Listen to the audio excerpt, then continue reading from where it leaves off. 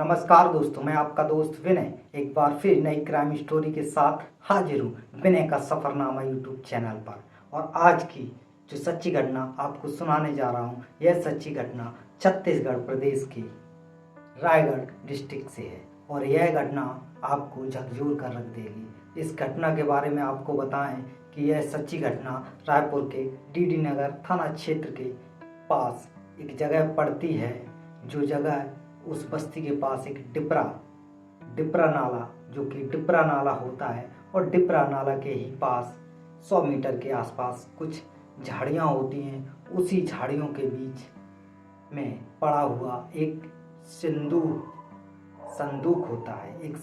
होता है और उस संदूक में जब लोग देखते हैं कि काफ़ी दुर्गंध आ रही है, जब यह दुर्गंध देखते हैं उसके आसपास के लोग कि यह दुर्गंध बहुत तेज आ रही है, जब भी इस दुर्गंध को देखने के लिए जब आसपास के लोग इकट्ठे होते हैं तो यह घटना पुलिस को सूचना दी जाती है। तो उसी में से एक व्यक्ति पुलिस को सूचना देती है और पुलिस को जब सूचना दी जाती है तो डीडी नगर थाना क्षेत्र के पुलिस स्टेशन से जब पुलिस आती है, पुलिस मौके वारदात पर आते हुए पुलिस फॉरेंसिक टीम के साथ, और वह टीम जांच के लिए जब जांच पड़ताल करती है तब पता चलता है यह बॉडी कहाँ किसकी है। तो कोई सुराग नहीं मिल रहा था। तभी पुलिस अपनी पूरी गहराई से इस बॉक्स के बारे में छानबीन करती है और यह बॉक्स पता लगाती है कि ये कहाँ का है। और इस बॉक्स के बारे में जब पूरी छानबीन पड़ताल करती है, कई दुकानों को देखा जाता है, लेकिन यह दुकानदार नहीं मिलता। लेकिन आगे थोड़ा चल के पूछते हैं कि हब्बू भाई की दुकान, क्योंकि हब्बू भाई उस बॉक्स पर पड़ा हुआ था, उस ट्रंक पर पड़ा हुआ था नाम हब्बू भाई। तो जब हब्बू भाई की दुकान पर पहुंचते हैं, आखिरकार वह हब्बू की दुकान मिल जाती है। और मिलने के बाद जब पुलिस पूछताछ करती है कि आपके पास यह बॉक्स कौन कब ले गया, तभी हब्बू बताते हैं कि यह ट्रंक जो होता है वो 22 जून के आसपास 12 बजे के समय ले गए हैं। लेकिन तभी यह हब्बू कहते हैं कि इनमें ढके हुए मुंह थी एक महिला और एक पुरुष। तभी इसी बात को कहते हैं कि उन्होंने पैसा कैसे दिया, तो वह कि ऑनलाइन किया। जब इस बात को पुलिस की सटीक जानकारी जब एक कड़ी मिलती है तो पुलिस उस ऑनलाइन पेमेंट किया, उसका नाम और डिटेल्स जानती है, तब पता चलता है कि अंकित उपाध्याय करके ट्रांसफ़र हुए हैं।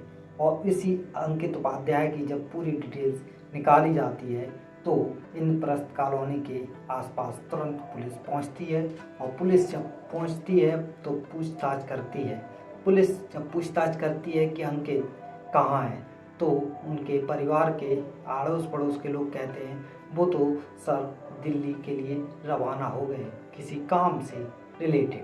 तभी अंकित को पुलिस ने सोचा क्या करें। तभी एयरपोर्ट पर जो सीआरपीएफ के जवान होते हैं उनके संपर्क में आते हुए उन्होंने तुरंत कहा अंकित उपाध्याय को जहां भी देखो वहां पकड़ लिया जाए। तभी अंकित को एयरपोर्ट पर ही हिरासत में ले लिया जाता है और अंकित और उसके साथ जो उसकी बीवी होती है जिसका नाम शिवानी शर्मा होता है, और उन दोनों को हिरासत में लेने के बाद जब पुलिस पूछताछ करती है और पूछताछ करने के दौरान जो अंकित उपाध्याय होता है वो आनाकानी करता है, लेकिन पुलिस की सख्ती के आगे अंकित टूट जाता है और सही बात बताने लगता है। तभी अंकित कहता है कि इस ट्रंक के अंदर कौन था, इस सूटकेस में बॉडी कैसे आई। तभी वह अपनी सारी बात को बताता है और कहता है कि सर अंकित, उसमें जो बॉडी थी वो किशोर पैकरा की थी। किशोर पैकरा कौन थे, तो अंकित पूरी हिस्ट्री बताता है कि किशोर पैकरा से मेरा संपर्क हुआ, और मैं संपर्क जब होता है तो उनका एक मकान होता है जो कि वो बेचते हैं। 50 लाख की बात तय होती है।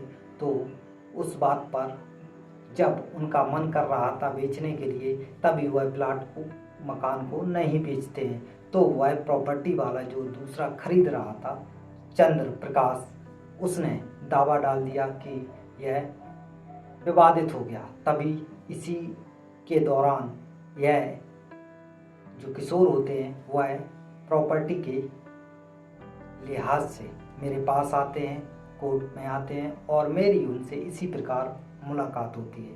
तभी एक अंकित को सारी बात जो किशोर होता है वो बताता है और किशोर का कोई आगे पीछे नहीं होता है। तभी किशोर की उम्र लगभग 55 वर्ष के आसपास होगी और किशोर की जब सारी बात जान लेता है तो अंकित कहता है कि आप परेशान मत होइए, आप बेफिक्र रहिए, मैं हूँ, तब तक कोई आपको कुछ नहीं कर सकता प्रॉपर्टी के मामले में। तभी अंकित जो होता है वो प्रॉपर्टी को खरीदना बेचना भी काम करता था।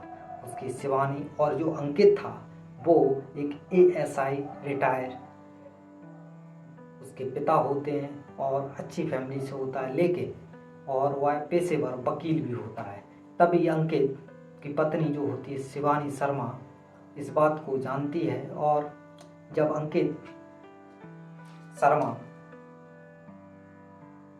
जो उपाध्याय होता है अंकित, उसके जो किशोर होता है उसका एक मकान होता है जो बजरंग नगर में होता है। बजरंग नगर में होता है प्लाट। उस प्लाट मकान को वह 30 लाख में बिचवा देता है और इस 30 लाख में बेचने के बाद अंकित अपने पास पैसे की बारी आती है तो वह रख लेता है और शेयर मार्केट वगैरह में अपना खर्च कर लेता है। तभी अंकित से अपना पैसा मांगने के लिए किशोर काफ़ी दबाव बनाता है और दबाव बनाने के दौरान अंकित टाल मटोल कर रहा था, बातें बना रहा था और आखिरकार वह पैसा किशोर को नहीं देता है और कहता है अरे आप परेशान मत होइए, अभी मेरे पास है नहीं। बहरहाल हर तरीके से प्रयास किया तो अंकित ने उसका पैसा नहीं लौटाया। तो अंकित को जब बार बार टोका रोकी होने लगी तभी अंकित ने एक प्लानिंग की और ने प्लानिंग करने के दौरान अपनी बीवी को सारी प्लानिंग बताई और इसी को देखते हुए बीवी और शिवानी जो होती है अंकित, दोनों ने मिलकर उस किशोर पैकरा का गला दबा के, गला रेत कर जब हत्या कर देती है और जो अंकिता होती है, जो शिवानी होती है, शिवानी शर्मा, जो उसके पैर और हाथ पकड़कर उसको मदद करती है और जब उसकी मृत्यु हो जाती है तो देखते हैं कि इसको क्या किया जाए, किस ठिकाने लगाया जाए। तभी वह एक अल्टो लेते हैं और अल्टो में जब बॉडी उनकी एक सूटकेस में भरते हैं और सूटकेस में भरने के दौरान जब वह बॉडी फोल्ड नहीं हो रही थी तब उन्होंने विचार लगाया कि इस सूटकेस में तो आ नहीं रही बॉडी। तभी वह एक ट्रंक जो कि संदूक होता है वह लाते हैं और उस संदूक के जरिए उसमें रखते हैं। तभी वह कुछ ऐसी चीज़ें मिलाते हैं, परफ्यूम, सेंट और एक वो कट्टा लाते हैं सीमेंट का, उसमें घोल बनाकर उस बॉडी को दाब देते हैं कि जिससे उसमें दुर्गंध ना आए, बदबू ना आए। लेकिन तब भी बदबू को रोकना नामुमकिन था क्योंकि बॉडी जैसे जैसे समय बीतता जा रहा था बॉडी में दुर्गंध आती जा रही थी।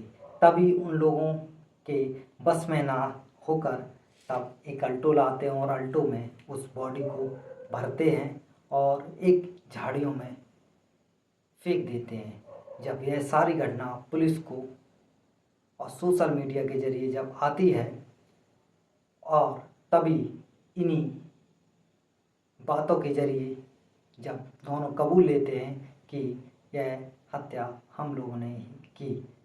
तो दोस्तों, इस पूरे घटनाक्रम को सुनाने का उद्देश्य किसी को ठेस पहुंचाना नहीं, किसी का दिल दुखाना नहीं, लोगों को सिर्फ जागरूक करना है।